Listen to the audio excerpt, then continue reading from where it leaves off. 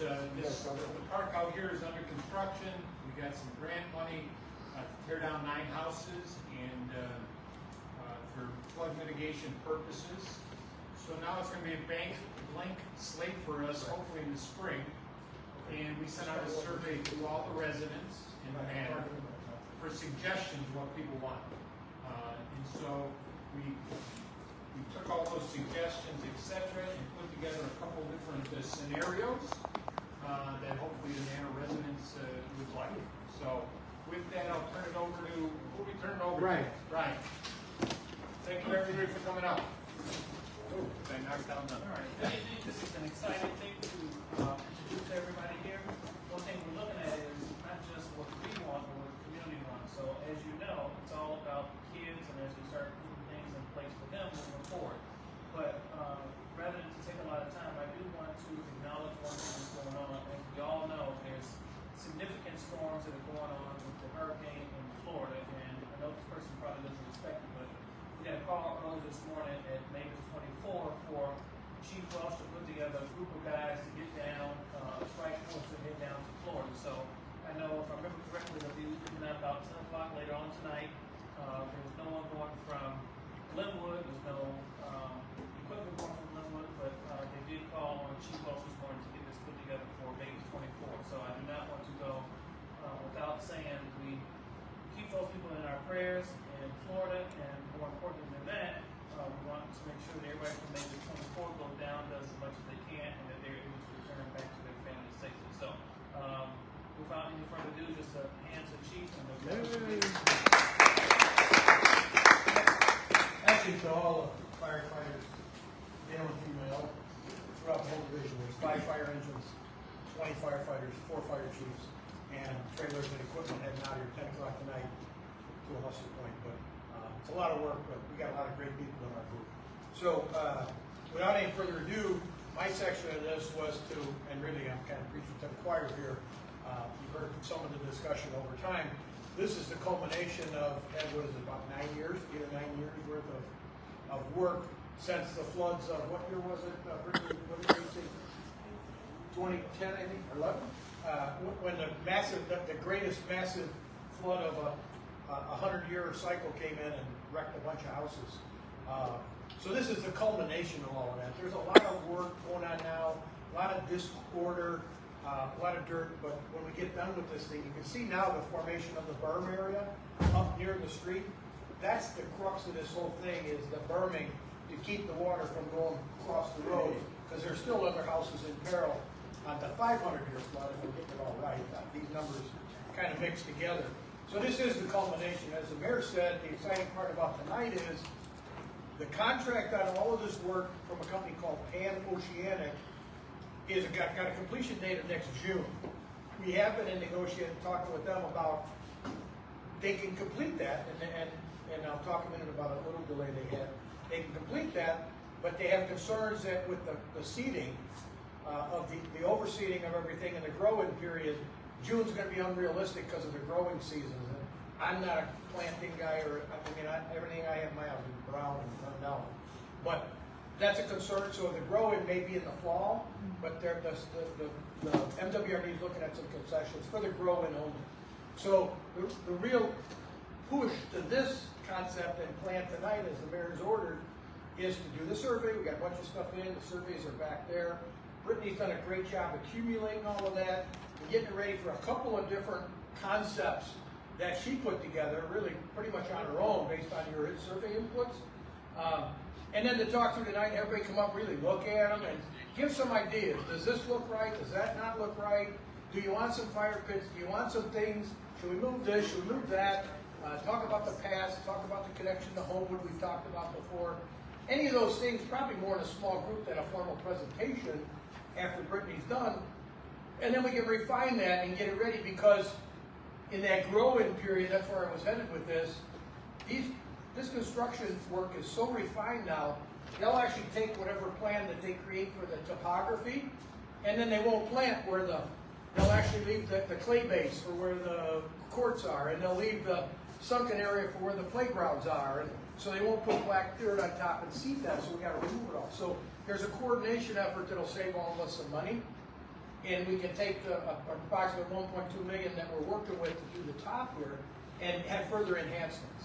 And I don't think, Brittany, correct me if I'm wrong, but she hasn't had the time and placed trees, of course, and benches and things like that. This was kind of the action areas, and if you can kind of give some head nod to that, not head nod, but head nod, to that, to see if we're on the right direction or if things should tweak a little bit, then that'll give her great direction how she can finish this thing off and really put together a good presentation board.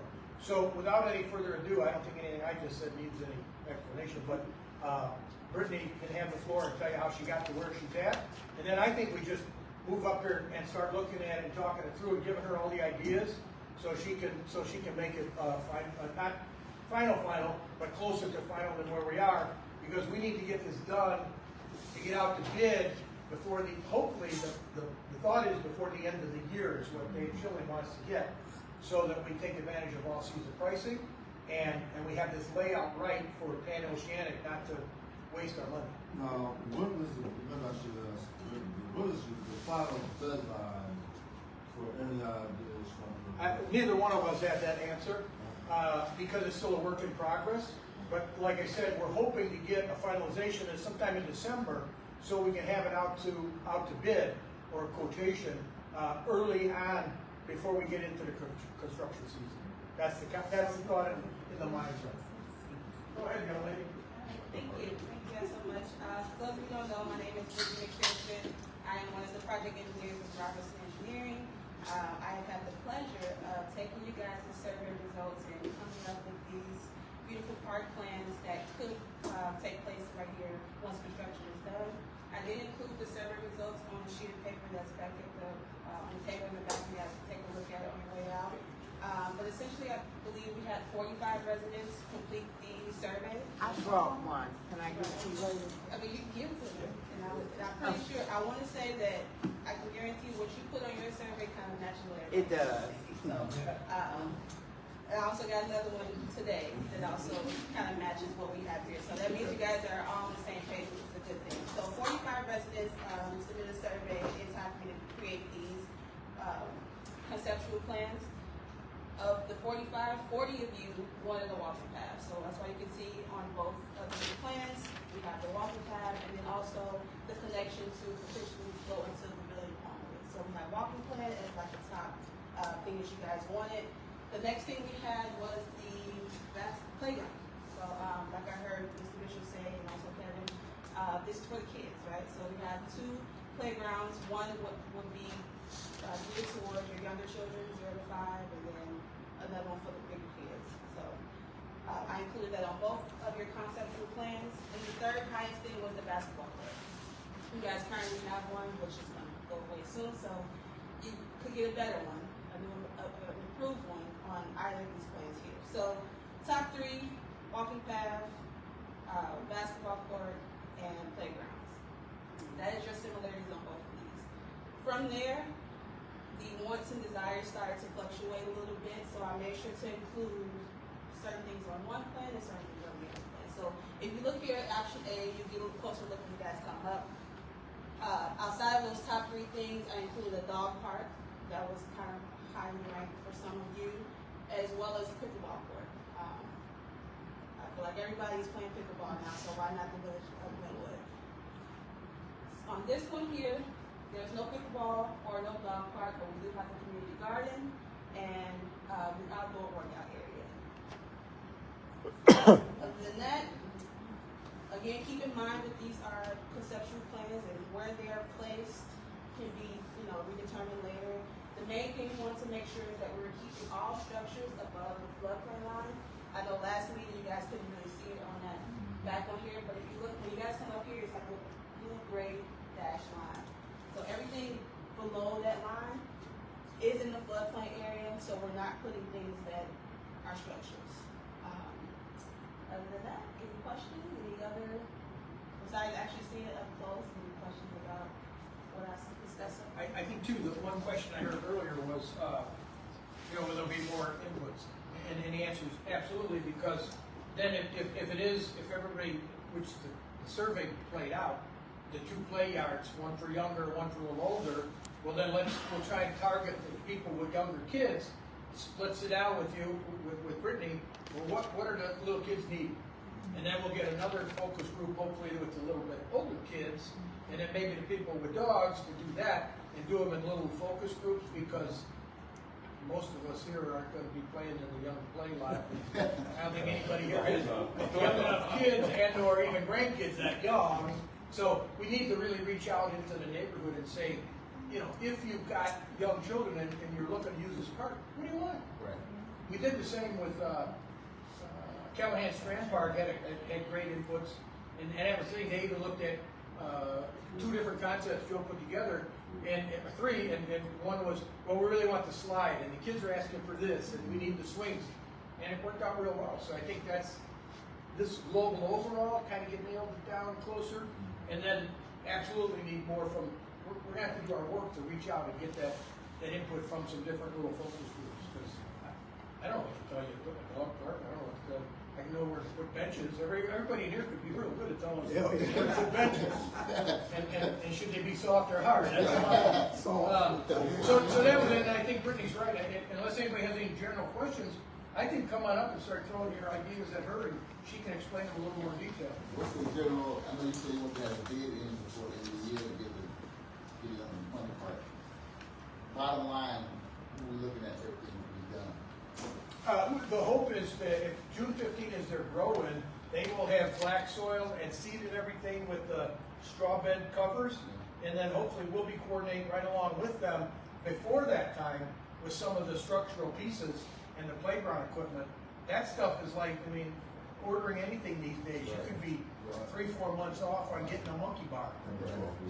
Yeah, so that's the key to like January-ish. Before in December to nail down some more of these other things before we get to holiday, because especially people with young children are not going to be coming around the holiday. So we're really talking about this time next year. No, I think you're talking earlier than this time next year. Hopefully end of summer, but do we open it or not? Because I don't know about the growing. That's not my idea. But I think we're targeting June for everything except the grass won't be growing through. That's where we're going. As far as timeline, looking at some funding opportunities, grants and things like that, those open up around spring too. So having this nailed down, like what do I want this to look like December, January, works for the entire timeline. Well, I guess one of my concerns is since it won't be in the grass, you don't want to have a last spring how like this is open and then give us some rain and mud everywhere. No, the only thing I'll leave open is those areas where we're going to put stuff. They're bound by the contract to soil it, seed it, and blanket it, so we don't get that. That everything except the actual places you're putting stuff will be just what you said, just because of that reason. And they have to put what they call that blanket thing, the straw blanket over. They have to, and that's all got the seed roll, and they have to water it and make it grow. That was their gift from a sod, which we want to put sod on. We will build this one. So that's a good point. We've had enough more. So come on up. You're bringing your stuff. All right, this is option A. Option A.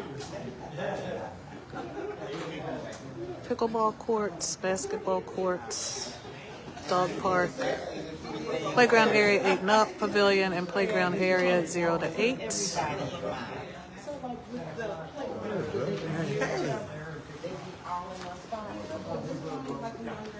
And this is option B. Placements are just Because I'm thinking if you come and you Community bring your garden. 3 kids, you kind of want to be able to keep an eye on all of them. A. Playground again. They're separated, but Playground, when we plant as that final one, pavilion, keep that as a and outdoor workout area. We're also gonna, because this is where the levee's gonna be, so we're thinking about how to get a path from, what is this, Park Drive over that berm that's being built into the park, so that's it.